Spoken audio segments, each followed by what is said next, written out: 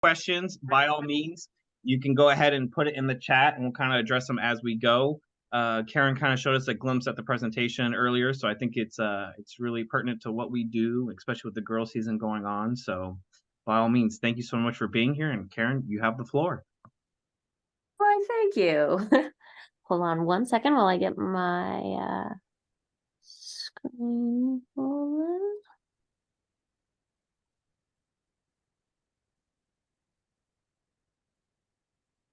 All right, can you see that? Perfect. All right, so for those of you that don't know, my name is Karen Colson now. I got married and I have a little tiny baby now. He's 8 months old. His name is Corby. But I was a FIFA referee from 2016 to 2021. I retired so that I could have a family.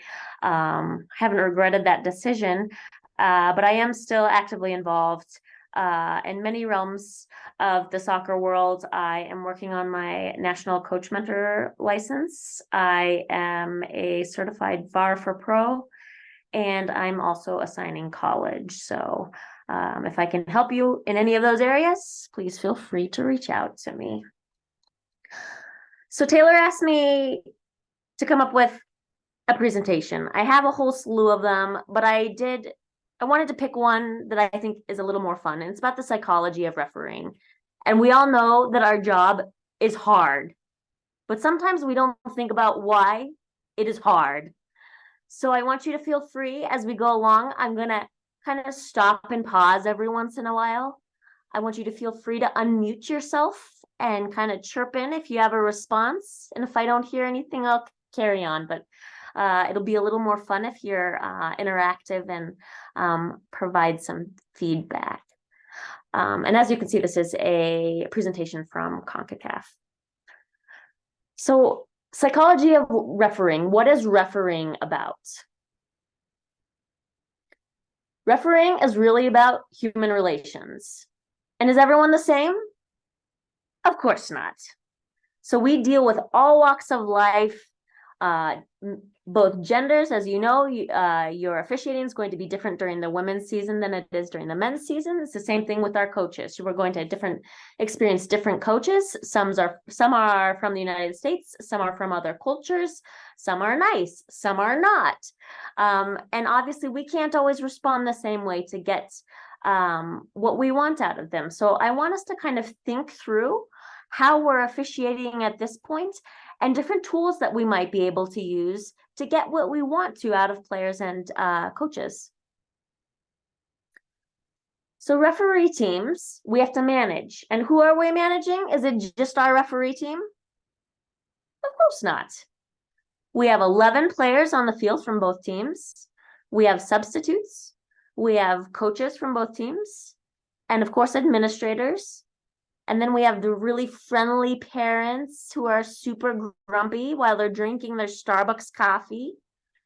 On the other hand, we have players, coaches, and administrators. And who are they managing?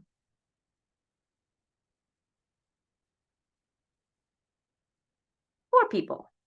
So we have a bunch of people, players, coaches, administrators, grumpy parents, and they have four people, four officials to yell at. What does this create?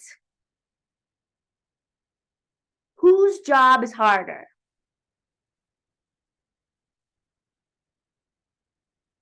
So I'm going to put this in a picture diagram because pictures are fun.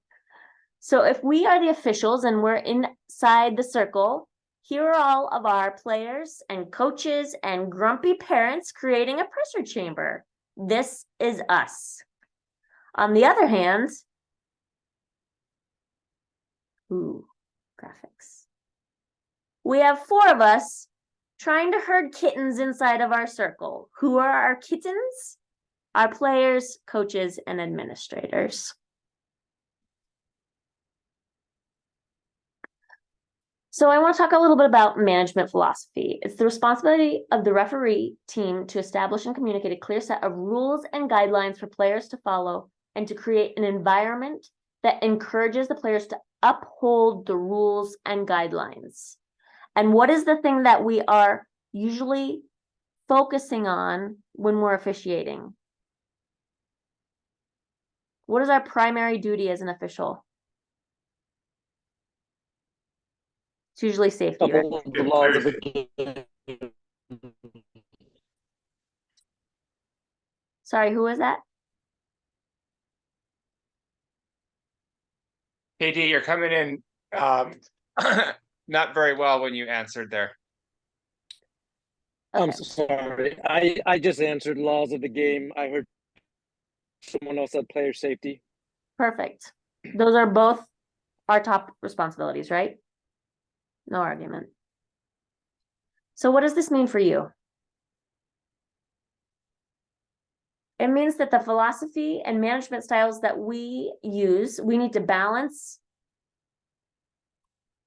game management with player management and personalities.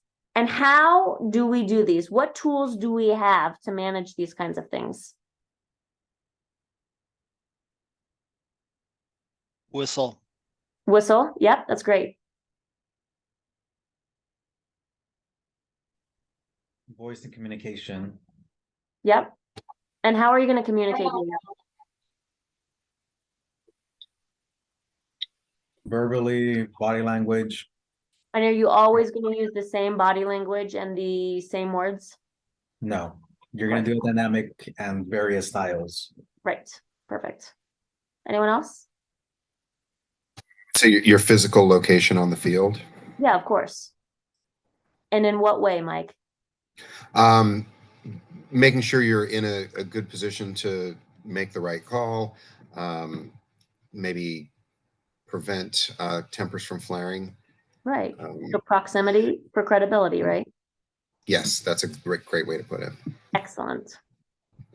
Karen, we also had cards and flag put into the chat. Perfect. Yeah, those are the basics of our referee toolbox, right? Perfect. All right. So what is the player's idea of management? To understand the big picture, we need to know not only what our job is, but what is their job. And it's their job to influence, both positively and negatively, the referee's decision to gain an advantage over the opponent. So how might players influence the referees?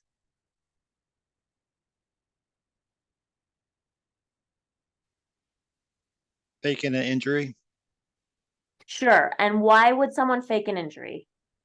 to gain an advantage. Right. So they want to delay the game. They're tired. They're hot. They need a rest. Right? What else might teams do? Simulation. Simulate? Absolutely. And what are people doing when they're simulating? Trying to trick the referee into calling a foul, penalty. Absolutely not. They would never do that. Right, exactly. So have you ever heard anyone say, call what you see and not what you hear? And that's exactly why. Yep, that's perfect. All right, so those are a couple great examples that we can now talk about in more detail. So the player psyche. Players are coached to test the referee. So just like we need to know our players, our teams, their tactics, their coaches, they're also going to be coached to test you. How might they do that? Kind of the things we just discussed, right? Yep.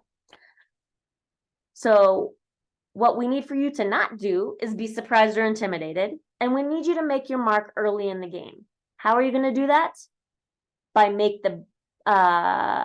calling the early fouls bigger, drawing lines in the sand, and showing what is and is not acceptable. So are you going to have the same bar for foul selection in a youth game that you are in high school, that you are in college or professional matches, or adult amateur matches?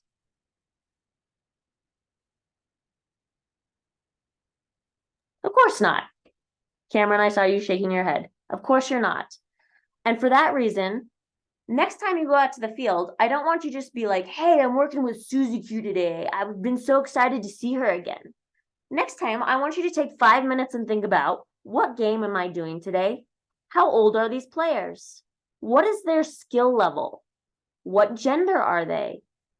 And how might these things impact the decisions that I need to make and how I need to officiate them? Am I going to interact with male players the same way as I am with female players? Of course not. I would say the same to you. You're not going to officiate female players the same way you're going to officiate male players. So tomorrow or next time you have a game, I challenge you to take 5 of those minutes during your drive time, walk time, bike time to your game and think about, Karen was right. I don't do everything the same. So what am I doing? And is it working for me? And if it's not, maybe I can give you an idea of something else you can do. So part 2 of the player psyche, players want justice. And how do they do that?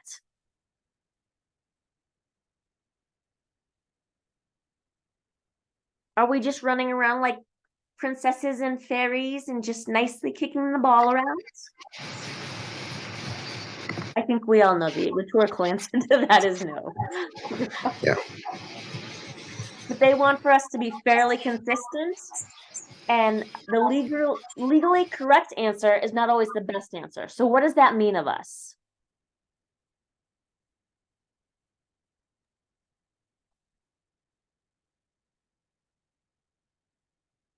Are we always taking the letter of the law or the letter of the rule for high school and pointing to that and saying, oh, well, it's definitely a send-off? Do we ever bend the book or manage people? Of course we do. One of the comments in the chat was about using advantage. Absolutely. Right. The letter of the law says that's a foul, but are we going to stop and blow the whistle? No, because another part of the law says that we have the right to apply advantage. But that's not really my point there. The point is that we can bend the book. Let's not use the letter of the law and let's use our brains. So part 3 of the player psyche and the player psychology is that players want their gripes and complaints to be heard. What does this mean we need to do? Listen. Yeah. Just listen. How can we do that? How can we let them know they're being heard?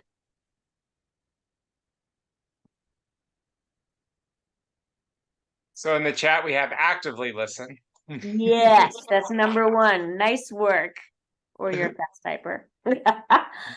But we need to be sympathetic or empathetic. So what do we do if we have an injury? Are we just going to wave our hand and be like, get up? No, of course not. You're like, hey, do you need a minute or do you need some medical assistance? And what else can we do? Hey, what happened? Do I really care what happened? Maybe I do. Maybe they'll provide valuable information. Oh, that number 3 kicked me. Oh, I'm sorry, I didn't see it, but I'll keep an eye out for it. And maybe you'll see number 3 kick someone the next time. But either way, we need to actively listen to what they're saying to us, and we need to be sympathetic and empathetic. If they are actually hurt, we need to give them a moment to get their act together and get up, right? Be human. Thank you. Absolutely, be human. Does this mean that they can yell at us and tell us what horrible referees they are? Absolutely not. It needs to be respectful, but be a listener if they're going to be respectful to you. We can do this both visually and verbally. And we also need to know the difference between dissent and an emotional outburst. What's an emotional outburst?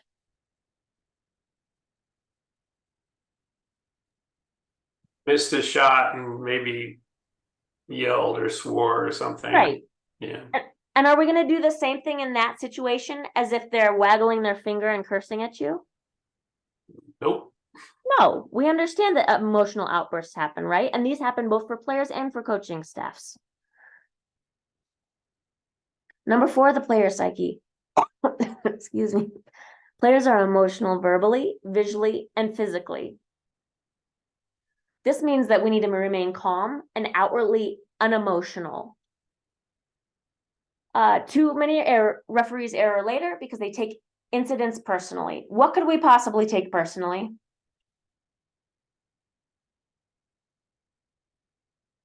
What do players do that gets us upset?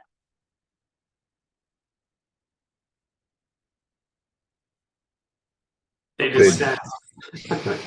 Yeah, yeah, they direct criticism at us. Right, they sit and tell you you're blind, no good piece of whatever.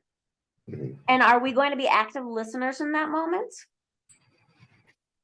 Probably not. But what can we do?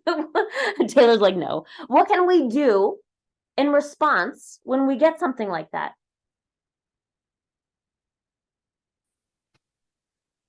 Take a minute before responding. Absolutely. Take a minute before responding. And I would encourage you to look at bullet points 3 and 4. If you can turn it into a joke, do it. If that fits your personality, do it. Yeah, I know. I just woke up on the wrong side of the bed today. Or, I forgot to eat my carrots. I am having trouble seeing, you know? Do with that if it works for you. If not, walk away and keep moving. We don't want to create situations where we're baiting players into misconduct. That's not beneficial for us or for them. Ooh. Oh, look at this. I'm missing something. We're going from 4 to 6. That's fantastic. Sorry. Number 6, players want to be treated or feel that they're equals. How can we do that? Does this go back to other bullet points we've already discussed? Yeah. So we need to be active listeners. We need to hear what they're saying, and we need to not threaten them. So do it without demeaning them. Has anyone ever heard of the book Verbal Judo? I know some of you attended youth regionals and I talked about it there. Can someone tell me what the book Verbal Judo is about?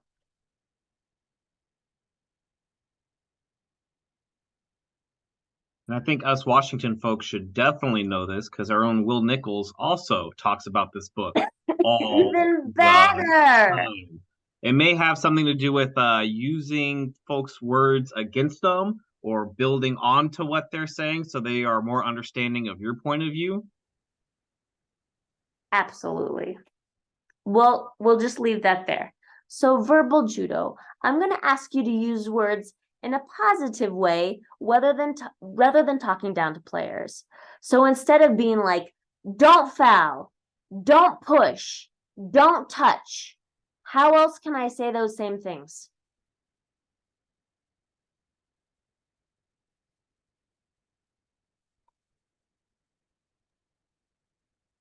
Watch the arms. Yeah, watch the Go for arm. the ball. Yeah, right? Be smart. Play the ball. So in order to not be condescending to our players, not talking down to them, not be negative, we don't want to be told no. So instead of saying no, let's tell them what we do want. Let's play the ball.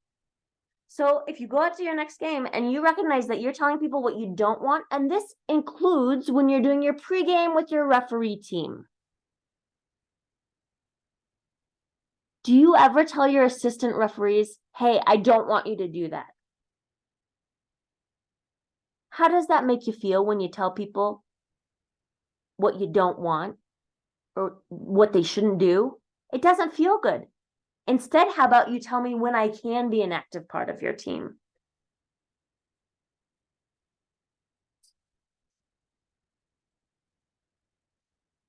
So another part of the player psyche is that players use gamesmanship to play games and bring the game to disrepute and make the referee's job more difficult. What are some examples of this?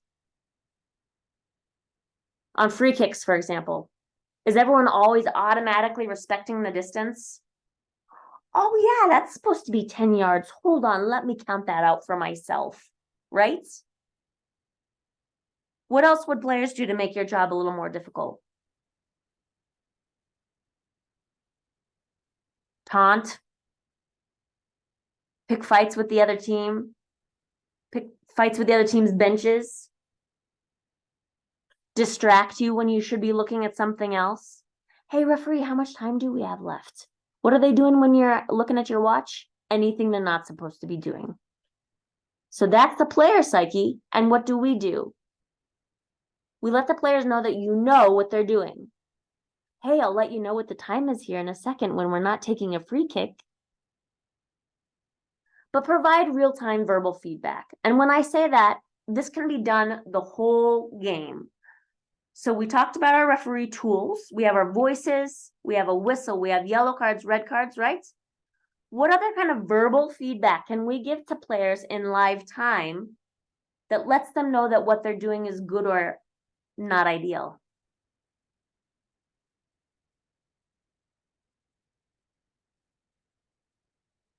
How about during a punt? If the ball is coming down, are we just staring and watching and waiting for someone to sock someone else in the head? Straight up, play the ball. You ever heard that? What else can we do to give verbal feedback in real time to players? Maybe like downtime where during active play, if you're running by them and the play's elsewhere, but it's a good time to have a nice one-on-one chit chat instead of personal Right. in front of everybody. Absolutely. You can build relationships during that time, and you can also scold individually. Does anyone know about women? Do they like to be scolded in public? No, they don't. So how can we apply that in real time during your girls' high school season?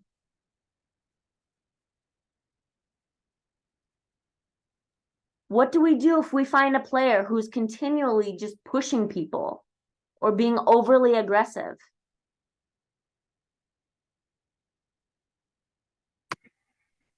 Maybe it's a private word to get them on your side. Yeah, exactly. So do it during a throw-in. Just kind of scoot a little closer. Do a swing by so they're not like, ooh, he's hitting on me. No, hey, I appreciate your play, but I need, that's a little bit too much for today. Or I need you to watch your hands. Right? Let's look at implementing those kinds of real-time feedback to players.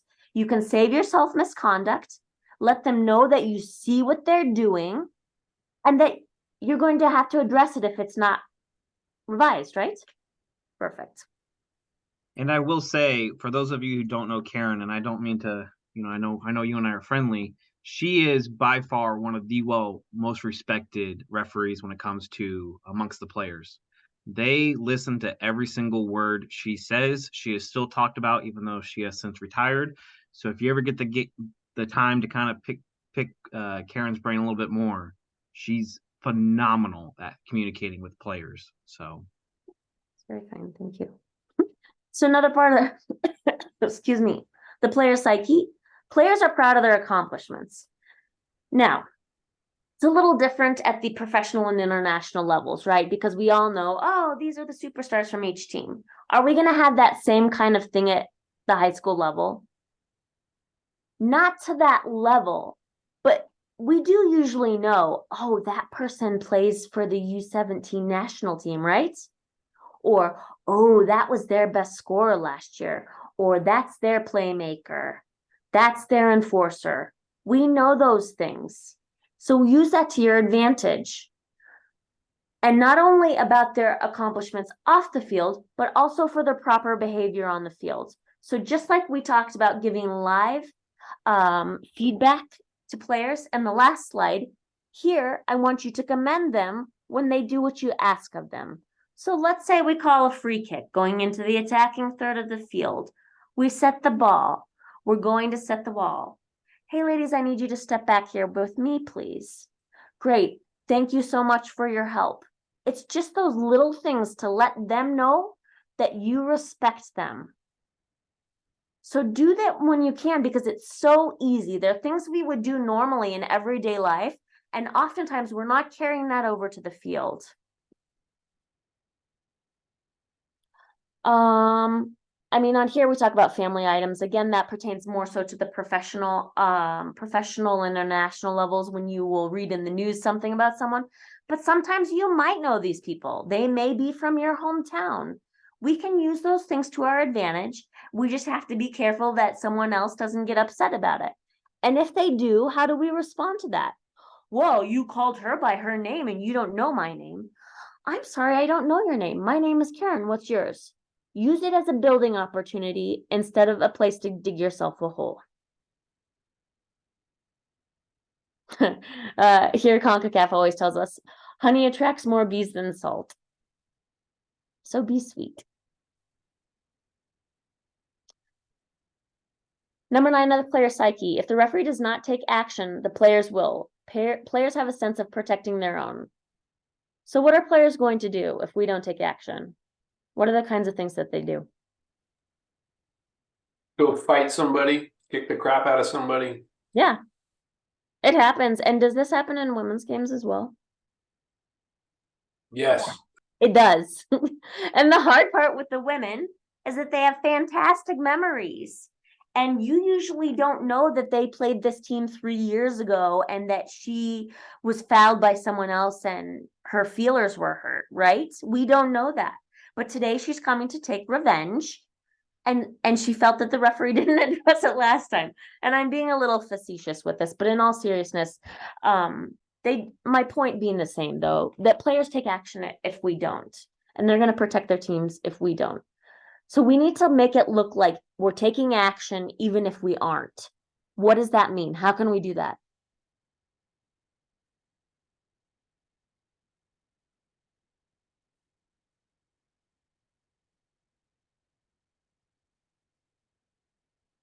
No one's ever talked to a player and been like, hey, I'm just talking to you because I have to and to make it look good. So I just need you to nod your head and then we're going to carry on. No one's ever done that.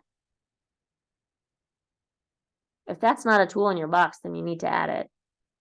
But I know that's not true. But there's I've so done many. it with referees, but not with players. Oh, yeah. No, you for sure can do that.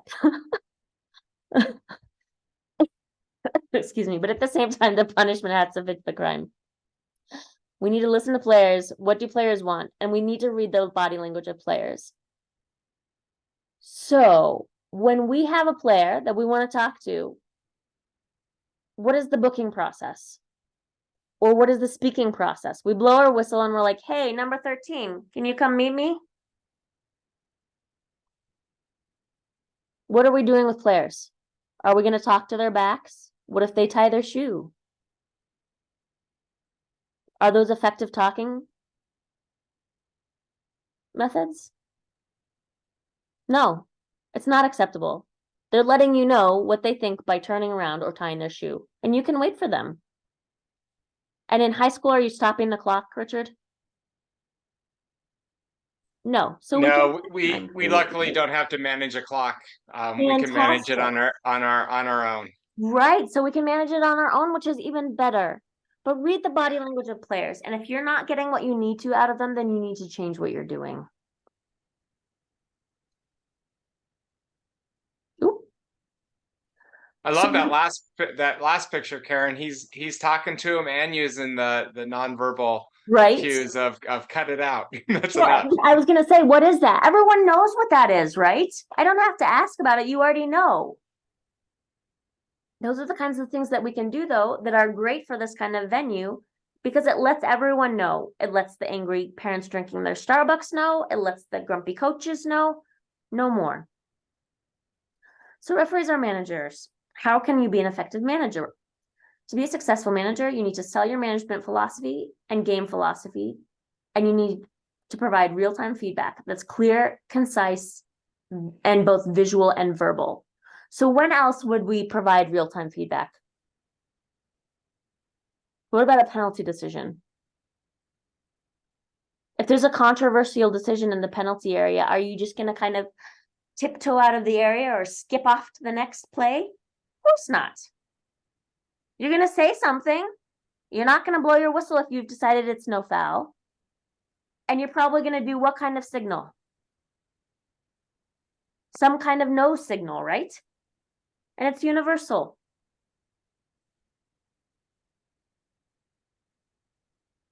I'm going to ask that you exhibit the 3 C's. And the 3 C's of referee management are care, compassion, and comprehension. What are we comprehending? We kind of talked about this with injuries. We need to show care to what they're going through, how they're feeling. We need to give them a time, and we need to understand what's happened to them.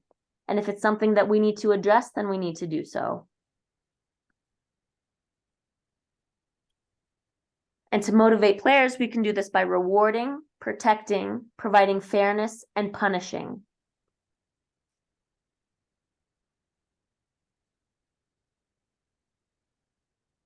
So again, we're going to acknowledge players by actively listening and being compassionate. Excuse me, I'm sorry. We're going to communicate who, what, and what happened, basically. So if we don't already have the information, use the time, particularly when you have an injury or you have a player who's down, and ask them what happened. Collect information. Who else might have information for you other than the players? Our teammates. So use that when you have the time.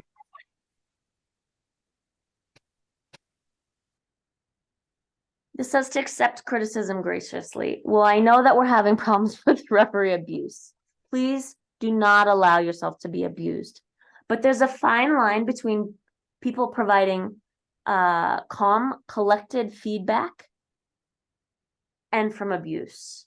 So when you're getting feedback in that kind nature, then give them an answer. Give them a moment to let them know what you've seen. They may not agree, but at least they know your perspective, right? Just as they want their perspective to be heard.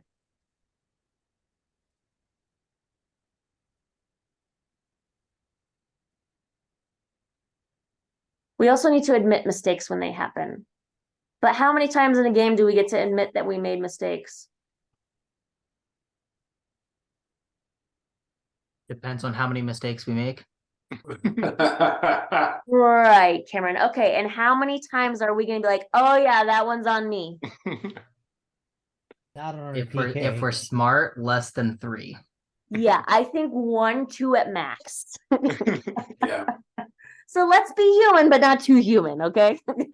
But do admit when you make mistakes. I can't tell you how many times I've pointed the wrong direction. And I'll even be saying when I'm using headsets, black, black, black, and then I point white.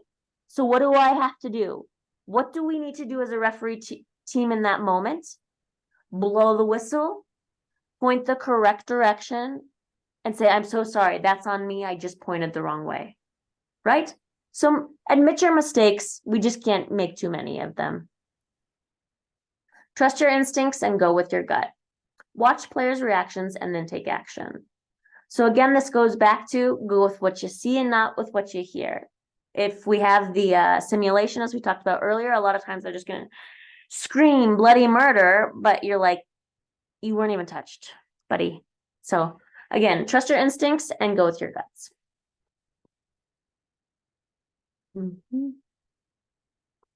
So appeal to players' sense of fair play or skill level or frustration. Work to keep them in the game unless they want otherwise.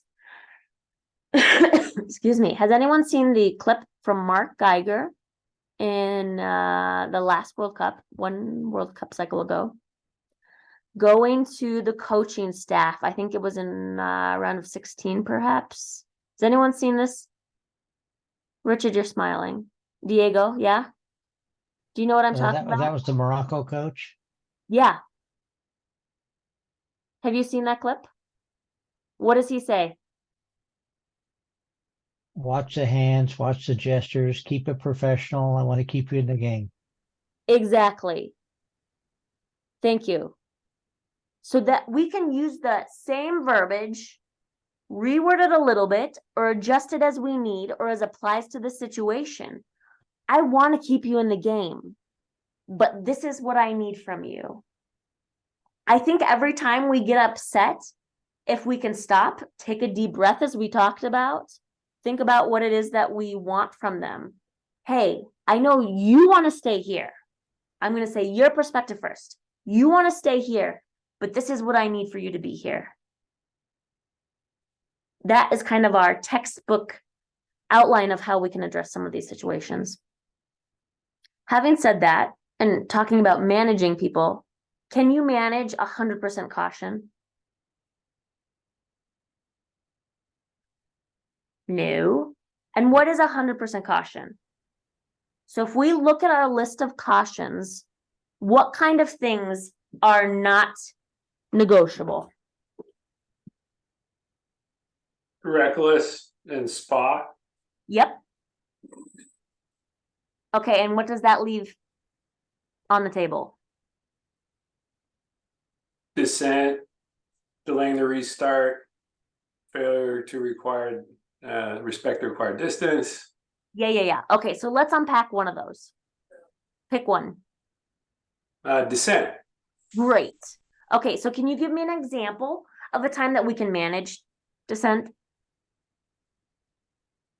Sometimes it's bleep ref at the early in the match, and you have a chance to talk that player through, and again, kind of an outburst situation perhaps, and you help them like, hey, let's keep it together. Yeah. And you don't have to go card them immediately for saying something public, provocative, and personal. Exactly. Okay, so then can you give me an example on the other hand of something that's 100% yellow dissent that we cannot manage?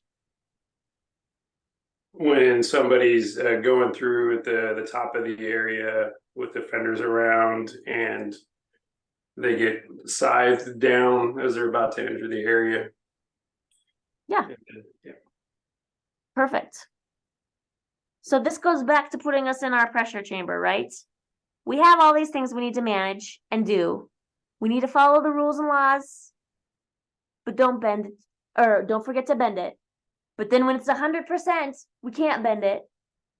So we have a hard job.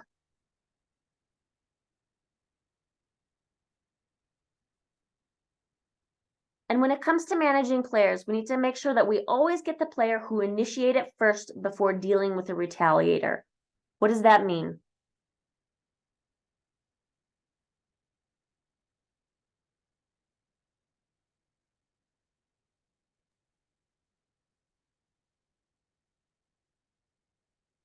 This pertains less so to most of our high school women's games, right? But usually there's three people. Sorry, go ahead. I was going to say, so Karen, a lot of times you'll have somebody commit a foul and then the other person immediately does something back to them. Right. Of course. Yep. That's exactly. And make sure we deal with that first person so that the second person knows, okay, they did see it. Right. But then we can't let the second person get away with it because then everybody's going to be like, oh, well, I can just retaliate and nothing happens to me. And it's for the perception of what, Richard? It's the perception of all the rest of the people on the field, understanding what your expectations are of the players. And fairness, right? That's not fair. I didn't start this. Okay, so let's get the person who started it first and then say, hey, I know that what they did wasn't right, but you can't do that either, right? You can't take it into your own hands. I need you to give me 2 seconds to deal with it myself, right? Perfect. And that also has a lot of credibility as a referee, where you add cookies in the cookie jar for those players if you get that first one. Absolutely. Yep. And again, this may not work for everyone. I know some officials love to use humor, love to crack jokes, love to smile and laugh to diffuse things, and some don't at all. But I think it can be a really good tool for your toolbox if that is something that fits in your personality.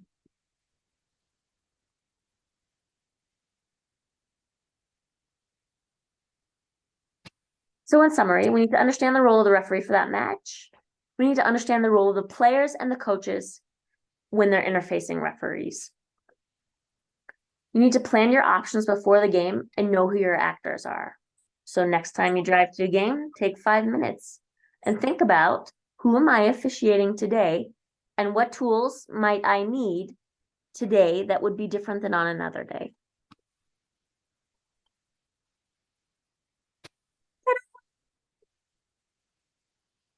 No, that was excellent, Karen. I think I speak for everybody, and that was by far one of the best presentations we've ever had. That was extremely applicable to what we're doing. I think that as many times as you and I have, chit chat, as many presentations I've seen you do, it's always a learning moment. And I think one of the coolest things is definitely, especially when you brought up verbal judo, those are all items that we have talked about before, and it's always fun to see a reoccurring theme of, okay, if Will Nichols, who we all know is at the top of our state, and he's saying that, oh look, now we have Karen Apt, who's a FIFA, saying the same thing. Maybe we all should take some notes of, hey, if this is what everyone at the top is saying, might be something to look into. So that was an excellent presentation. So I know I speak for everybody when I say, thank you for doing that for us. So just opening it up to questions. If you guys have a question for Ms. Karen App, this is a great time to unmute, maybe show your face, say hi. I don't know how often you guys get to talk to a FIFA official in your day-to-day lives, but boy, oh boy, today is the day to do it. So I'll open it up. If you guys have questions, by all means, ask away. So Karen, oftentimes a lot of people on this call, don't necessarily ref games, or like I know who the actors are going in. What are some like tools of trade, some like eye tests in a sense that, hey, within the first 5 minutes of the game starting, 10 minutes or whatever, that first foul, first communication, whatever, that are indicators like, hey, here are the folks I've got to be mindful of, either from an actor perspective. Here's the hero on the field. I have to be watching for protecting that person. How do you manage through that on like a non-pro level, I guess? Yeah, no, I mean, honestly, I would say that at every level, the first 5 to 10 minutes of the game are always the most challenging to get settled in. Because even at the higher levels, when we know the players, some days it's like, oh, Suzy Q's in a really bad mood today, right? And it's the same thing at every level. And we're all laughing, but it's so true. So even though sometimes at higher levels we think we know what we're getting, we're not. But I would also make an argument that I will do some of my research during the warm-up. And so I don't know if you all have ever heard this, but a lot of officials will use warm-up spaces off the field of play. And as I've come through, I've always been encouraged to use really that like center strip right down the middle. And it's not because I want to be in the middle of everyone. It has nothing to do with that. But I do want to see what teams are doing to warm up. I want to see if they're actively engaging all of their players. I want to see, who's taking good touches on the ball, who's over there stretching and clearly has some kind of injury. I can see those things just from 30 minutes of warm up, right? So I do think we have some indicators from watching, or even just kind of glancing over at warm-ups. If you have people standing at the center circle and dribbling one-on-one and taking shots on goal, I'm already making judgments about that team based on their warm-ups, right? But to answer your point more directly, I think a lot of it in the first few minutes is oftentimes more wait and see and reactive positioning, right? Whereas later in the game, we know their strong players are here and here, and they're always coming up the right flank or passing back and forth in the defensive third of the field, right? You understand those things as you go through, 80 or 90 minutes of game. But in the first 5 minutes, I'm going to be more reactive, where I'm watching to see where the ball goes. And then I'm kind of reacting and trying to adjust to get good positions to make foul decisions if needed. Does that help? Thank you. And it's also kind of cool to know, remember how Karen just said she runs down the middle during her warm-ups and everything? And if expanding into what I said earlier, she's definitely one of the more respected officials in my world of the NWSL. If you're warming up in the center of the field, guess who you're running into? Some of the players. And it humanizes yourself. And it's just another step into the psyche of what referees do at the higher level to create that personal connection. So it's all very calculated. She looks nice and sweet, but it is calculated. So other questions might we have?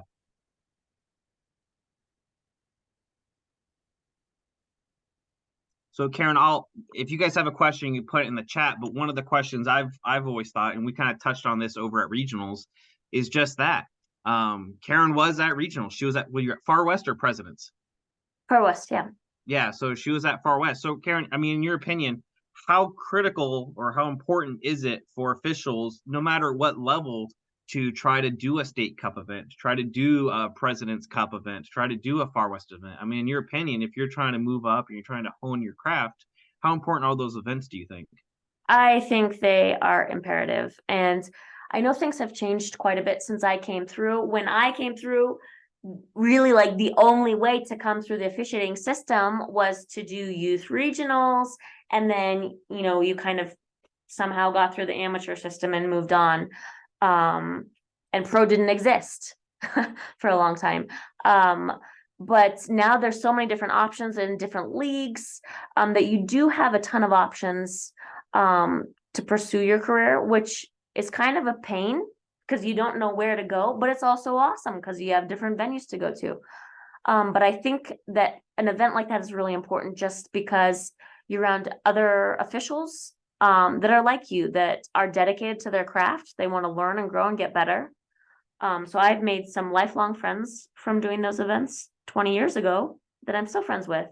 But I think it's also about the instruction, just having so many mentor coaches around, getting so much feedback from different people. And, we all know that every piece of feedback is not amazing or doesn't fit what we do as a referee, right? But we always nod and smile and thank them for their time.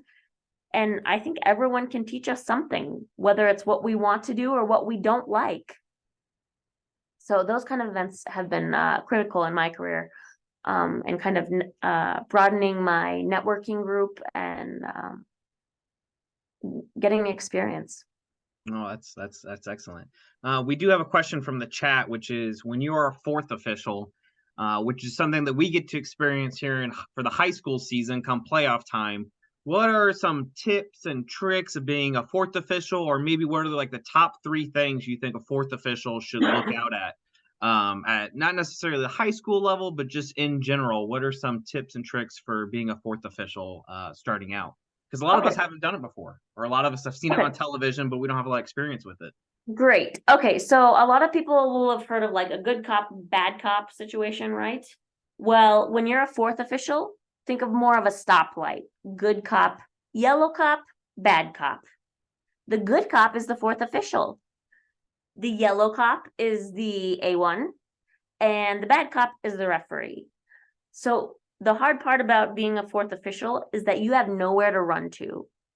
So like we talked about in the presentation, as a referee, we can kind of do a run by discussion with a player, right? And then strategically get away. We can't do that when we're a fourth official. So makes our jobs much more challenging. But the good news is that you get to be the good guy all night. In terms of top responsibilities, I think that's what you were aiming towards, Taylor, right? Yeah, so top responsibilities are kind of general bench decorum. So we're going to look at things like, do the players have pennies on? Are the balls put in bags? I don't know if for your high school, do they require players to be seated?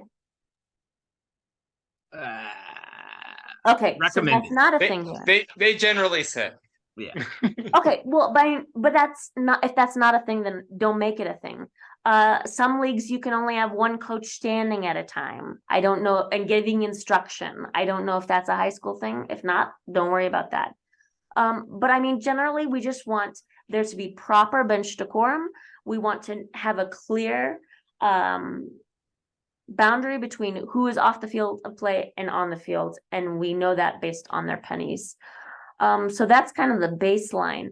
But again, going back to the good cop and bad cop, the most important thing about being fourth official is really the active listening part that we talked about in the presentation. The coaches want to be heard. And so you need to be there. So as soon as they stand up and raise their arms, that's when you just kind of inch over to them. And what is the least confrontational way to interact with someone? Are you going to face towards them one-on-one, face-to-face, or are you going to stand next to them? You're going to stand next to them. And so that's why I said, very calculated, we're going to inch over to them. So you're literally just going to kind of sidestep mosey over to the coach and be like, hey, sir, can I help you? Can I help you, ma'am? I hear what you're saying. And so you're just going to kind of use some of those phrases more than you want sometimes. And are we always going to tell the coach, oh, the referee's right? No. Am I telling you to be a traitorous backstabber? No. I'm not telling you to throw your team under the bus, but you're there to be the communication piece that they don't have. So if you don't know the answer, hey, why did they call a foul there? I'm so sorry, sir. I'm not sure, but let me check with my team and I'll let you know as soon as I'm able. So those are the kinds of things we can do. Your job as a fourth official is to be the listener ear and the communication piece between the benches and the officiating team.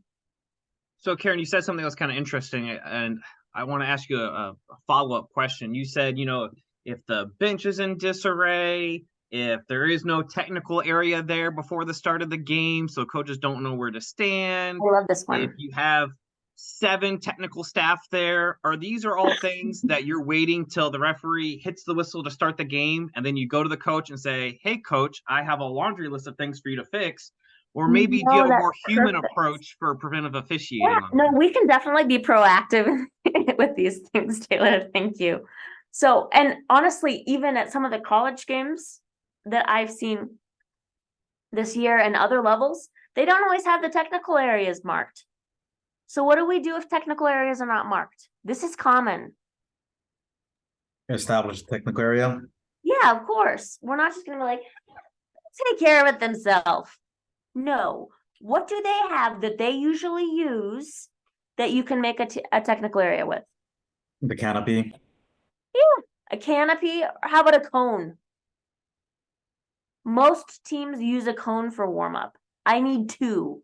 I'm going to make the front 2 corners of the technical area. And you can even make a joke about it if you need to. No, So I think you joke now, but yeah. No, you can be proactive for sure. Make the technical areas and start getting things organized and ready to go while the referees are out in the middle of the field. So as soon as the referee team goes out to shake hands and do whatever it is that they do, that's when you can start your job. Get your technical area set up, balls put away, and pennies on. No, that's awesome. That's really awesome. Great. Thank you. So I know I speak for everybody. I got to start closing it up because Karen does have a little one she has to go take care of. I know it is getting pretty late over there. So I know I speak for everybody when I say really and truly thank you.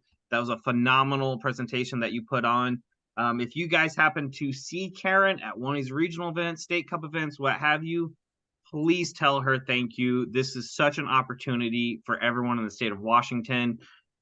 Not all states get to have these opportunities. So really and truly, thank you for being here. If you guys have follow-up questions, and I don't want to speak for Karen, but I'm sure she'd be more than glad to kind of answer some follow-up questions if you guys have them at later down the week or what have you. But on behalf of everybody, Karen, thank you so much for being here. Thank you for sharing your time. Thank you. Tell the family, Washington State says hi.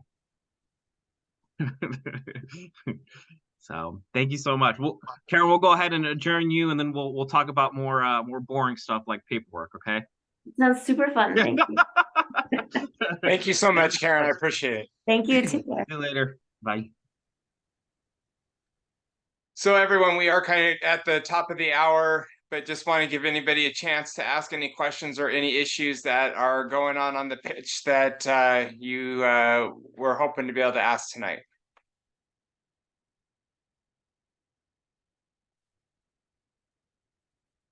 Okay. I know Taylor's working on another guest here in the next month or 2. We'll try to get that out further in advance. So hopefully we can drum up some more participants, and hopefully all of you will be a little more talkative on the next one. I can't believe you guys throw questions at me left and right, but then Karen comes on and no one knows how to speak. So we'll have to all work on that for next time. Anyways, everyone, have a good night. I appreciate you joining and being part of this. Thank you. Thank you.